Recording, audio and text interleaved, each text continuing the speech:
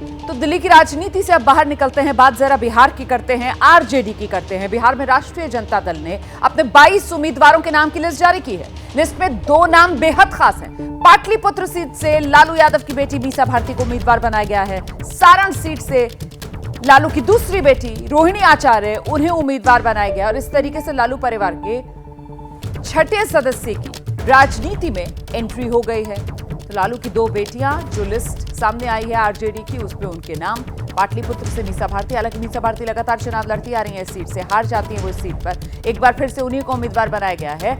और सारण सीट से रोहिणी आचार्य इस बार पहली बार चुनावी मैदान में ताल ठोकेंगी। राजनीति में लालू का परिवार, ये जो 6ठे सदस्य की एंट्री हुई है, जरा इसको समझ लीजिए किस रूप में हुई है। खुद लालू प्रसाद यादव आरजेडी के अध्यक्ष, पूर्व मुख्यमंत्री बिहार के रह चुके हैं। लालू प्रसाद यादव की पत्नी राबड़ी देवी, ये पूर्व मुख्यमंत्री रह चुकी हैं बिहार की, फिलहाल एमएलसी हैं। तेजस्वी यादव आप जानते हैं विधायक हैं, पूर्व डिप्टी सीएम हैं। दूसरे बेटे लालू प्रसाद यादव के तेज प्रताप यादव, वो भी पूर्व मंत्री, फिलहाल विधायक हैं। मीसा भारती उम्मीदवार पाटलिपुत्र से बनाई गई हैं। रोहिणी आचार्य उम्मीदवार सारण से बनाई गई हैं। तो कुल मिलाकर इस तरीके से ये 6ठे सदस्य की एंट्री अब राजनीति में, लालू परिवार के 6ठे सदस्य की एंट्री। सीधे आपको लेकर चलते हैं, हमारे साथ हमारी सहयोगी निधि श्री इस वक्त मौजूद है। जरा जानते हैं निधि श्री से, सारण से रोहिणी आचार्य का नाम सामने आने के बाद वो परिवारवाद वाला जो हथियार है, उसके जरिए विपक्ष को और मौका मिल गया है आरजेडी पर हमला बोलने का। निधि,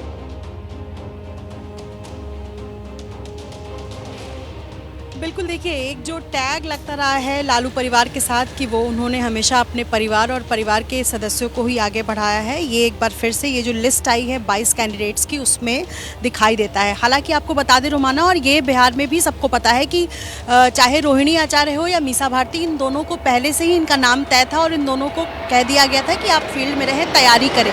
और यही वजह है कि सिंगापुर से लौटने के बाद लगातार रोहिणी आचार्य सारण में जनता के बीच जा रही हैं, क्षेत्र में जा रही हैं, और वो जो बीजेपी की तरफ से रूडी उम्मीदवार है उन पर हमले भी करते हुए नजर आ रही हैं। और अगर इस लिस्ट को देखेंगे क्विकली रोमाना, तो सबसे ज़्यादा जो कहा जाता है कि MY समीकरण, वो बिल्कुल सटीक बैठता है। 8 यादव और 2 मुस्लिम को इस लिस्ट में टिकट दिया गया है। लेकिन उसके बाद तीसरे नंबर पे जो सबसे ज़्यादा जिनको टिकट है वो है कोयरी और कुर्मी की संख्या, उनको भी बैलेंस किया गया है। यानी कि जिन जिन जातीय समीकरण को लेकर के आरजेडी के अंक गणित में फिट बैठते हैं, उन सबको बिल्कुल तरजीह दी गई है। लेकिन रोहिणी आचार्य का नाम चौंकाने वाला नहीं है, क्योंकि पिछले कुछ महीने से, और आपको याद होगा जब मंच से लालू प्रसाद यादव ने जब पिछली बार इंडिया गठबंधन की को लेकर के जो सभा हुआ था, उसमें भी जिक्र किया था रोहिणी आचार्य का, और तब से लगभग ये तय हो गया था कि रोहिणी इस बार चुनाव लड़ेंगी। जी रोमाना, बहुत शुक्रिया आपका निधि इस तमाम जानकारी के लिए। देखिए, आरजेडी से लालू की 2 बेटियों को टिकट मिलने के बाद बीजेपी ने जोरदार हमला बोला है। रोहिणी आचार्य ने जांच एजेंसियों को लेकर दूसरी तरफ पलटकर बीजेपी को घेरा है। में पूरी ताकत लगाई है, क्या कहेंगे? तो वो लोग तो ताकत पे लड़ते हैं ना, हम लोग तो जनता के साथ, मेरी जनता के प्यार दीदी, वो उनको ताकत पूरा लगाने दीजिए। ईडी सीबीआई जितना भी है प्रशासन, सब उनके सपोर्ट में है। तो लालू की पार्टी में परिवार के आगे कुछ है क्या? वहाँ तो बस लालू जी, उसके बाद राबड़ी जी, फिर तेजस्वी जी, तेज प्रताप जी, मीसा जी, अब रोहिणी जी, अब फिर कोई जी आएगा।